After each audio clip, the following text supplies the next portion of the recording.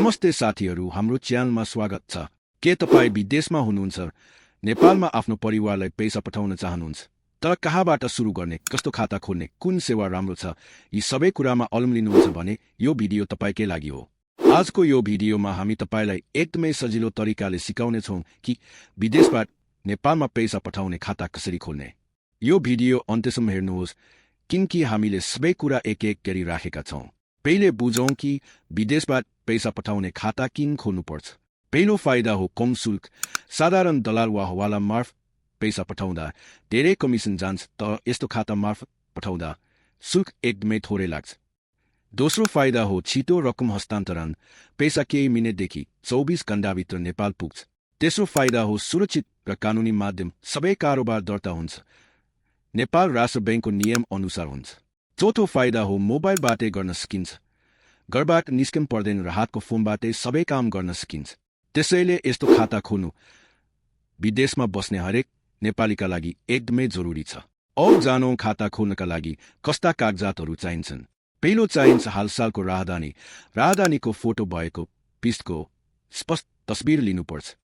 दोस्रो चाहिन्छ ठेगाना प्रमाण। यो हुन सक्छ बत्ती पानीको बिल, बैंकको विवरण वा घर भाडाको सम्झौता पत्र। यो कागजात 3 महिनाभित्रको हुनुपर्छ। तेस्रो चाहिन्छ नेपालमा पैसा पाउने मानिसको बैंक खाता नम्बर, अर्थात् जसलाई पैसा पठाउनु छ उनको खाता नम्बर र बैंकको नाम। चौथो, कहिलेकाहीँ काम गर्ने अनुमति पत्र वा रोजगारको प्रमाण पनि माग्न सक्छन्, तर यो सबैमा अनिवार्य छैन। यी सबै कागजातहरू अगाडि नै तयार राख्नुभयो भने खाता खोल्न धेरै सजिलो हुन्छ। अब कुन सेवा प्रयोग गर्ने भनेर छनौट गरौं। नेपालीहरूमा सबभन्दा लोकप्रिय छ IMA पे। यो नेपालमै बनेको सेवा हो र पैसा तुरुन्तै पुग्छ। त्यसपछि छ वेस्टर्न युनियन। यो विश्वभरि नै चलेको सेवा हो, एकदमै भरपर्दो छ।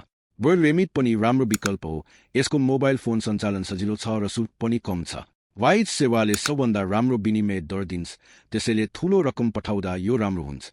रेमिटलीले नयाँ प्रयोगकर्ताहरूका लागि विशेष छुट दिन्छ। नेपाल राष्ट्र बैंकले अनुमोदन गरेका नेपाली बैंकहरूबाट पनि सिधै रकम पठाउन सकिन्छ।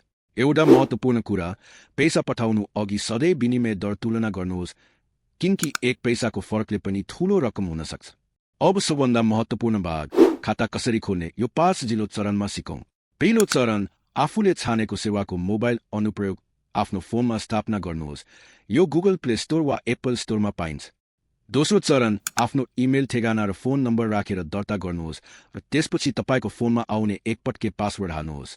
तेस्रो चरण, आफ्नो राहदानी र ठेगाना प्रमाणको स्पष्ट तस्बिर खिचेर पठाउनुहोस्। तस्बिर एकदमै सफा र राम्रोसँग देखिने हुनुपर्छ।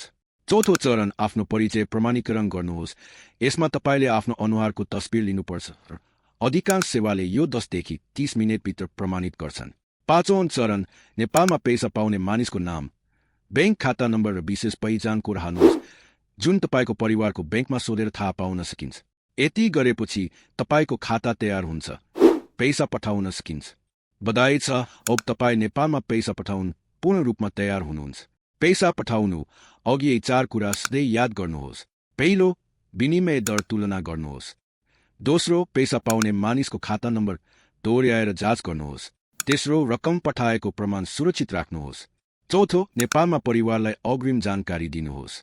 यो भिडियो मन परेको भए मन पर्यो थिच्नुहोस् र हाम्रो च्यानल सदस्यता लिन नबिर्सनुहोस्। विदेशमा बस्ने नेपालीहरूका लागि यस्तै उपयोगी जानकारी हामी नियमित रूपमा ल्याउँछौं। धन्यवाद र आउँदो भिडियोमा भेटौँला।